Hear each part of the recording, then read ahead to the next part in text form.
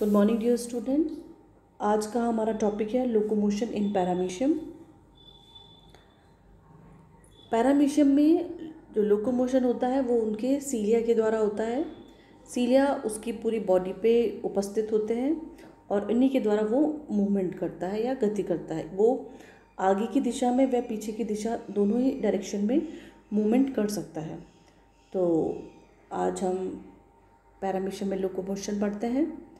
Paramecium has a streamlined body which helps it to swim in the water with less friction.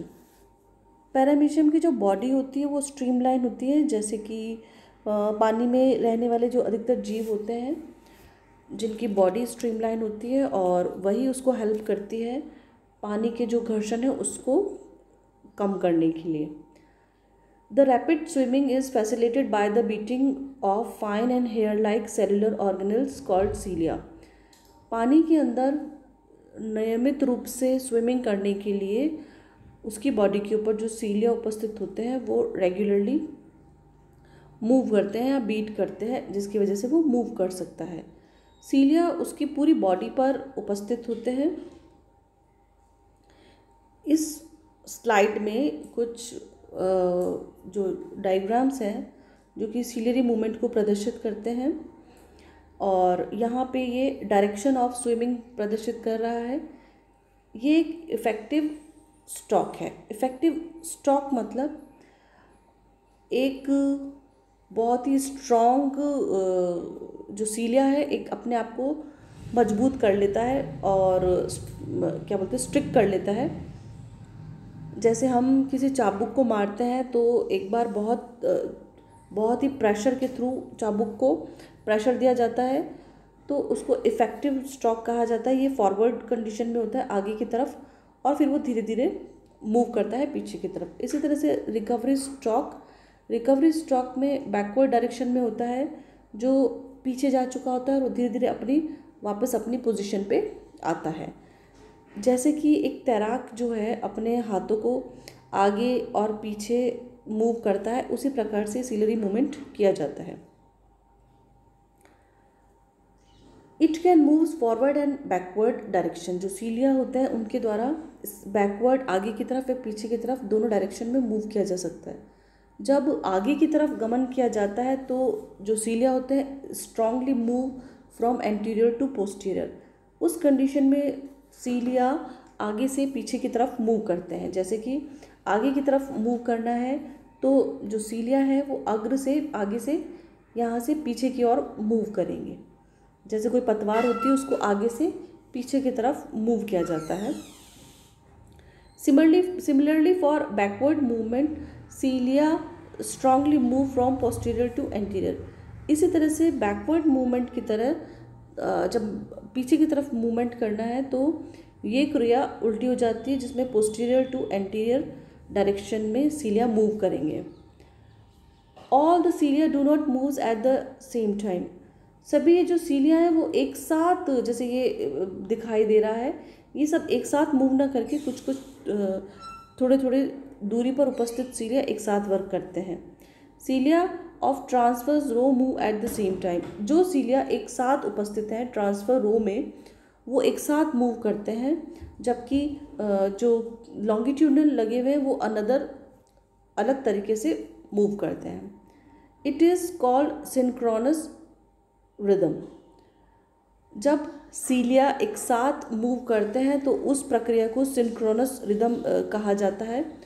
और जब whereas cilia of longitudinal row moves one after another, जबकि जो सीलिया longitudinal रोज में लगे होते हैं वो क्या होते हैं, पहले एक मूव करेगा फिर दूसरा मूव करेगा तो एक के बाद दूसरा मूव करता है। इस प्रकार की जो रिदम होता है या मूवमेंट होता है उसको मेटाफोनिक कहा जाता है। The back and forth movements of the cilia are also called as effective and recovery strokes respectively. जब पीछे की ओर या आगे की ओर मूवमेंट किया जाता है सीलिया का तो इसको इफेक्टिव और रिकवरी स्ट्रोक भी कहा जाता है। Cilia moves just like a pendulum. जो सीलिया का मूवमेंट होता है वो पेंडुलम की तरह होता है, जैसे कि घड़ी का पेंडुलम या किसी भी जो साइकिल का पैडल है उसकी तरह मूव करता है। The cilia moves the water parallel to the surface of its attachment like that of paddle stroke movement.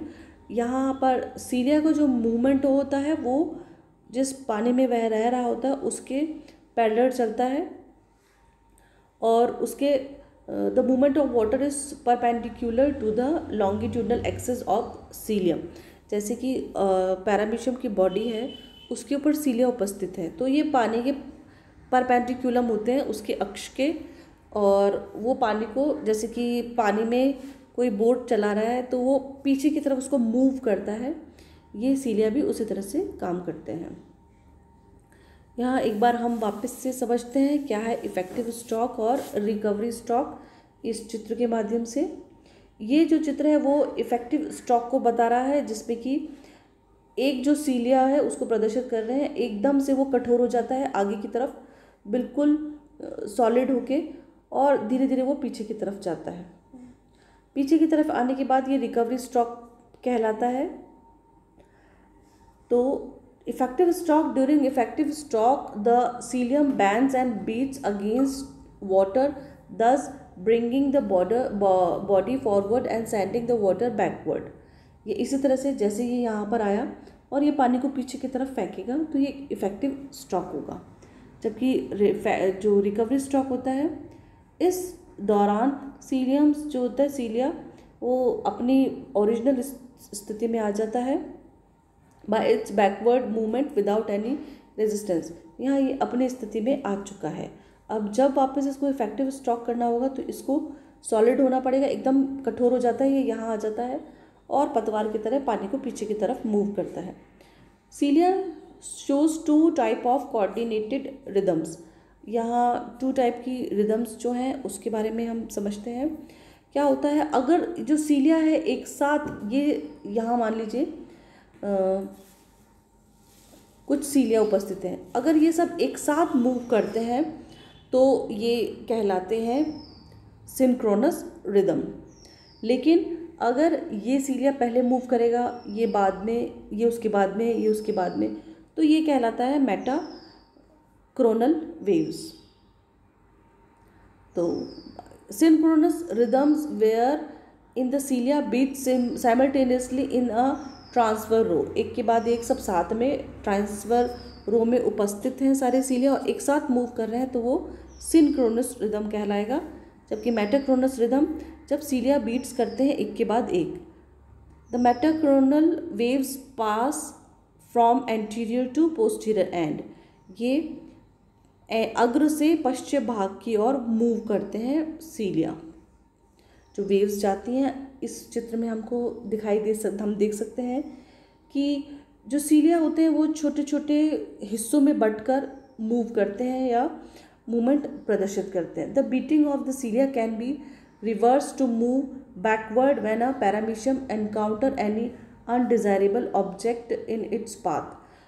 अगर जो पैरामीशियम है उनके रास्ते में कोई भी ऑब्जेक्ट आ गया है, कुछ भी ऐसा बैरियर आ गया है जिसे वो आगे मूव नहीं कर सकते हैं, तो वो मुड़ने की जगह वो बैकवर्ड डायरेक्शन में मूव करते हैं। जैसे हम तो पीछे मुड़ जाते हैं और सीधे चलते हैं, लेकिन वो बैकवर्ड कंडीशन में ही एज इट इज़ मूव करने लग जाते हैं। The ciliary movement is coordinated by infraciliary system through, क्योंकि उनका जो सीलियरी सिस्टम है वो इंफ्रासीलियरी सिस्टम से कोऑर्डिनेट होता है, और ये नर्व्स जो होती है, नर्व मोटर, उनसे रिलेटेड होता है, क्योंकि नर्व्स के थ्रू उनको स्टिमुलेशन मिल जाता है कि आगे कोई बैरियर है, उस बैरियर को देखते हुए वो आगे मूव ना करके पीछे बैकवर्ड डायरेक्शन में चले जाते हैं।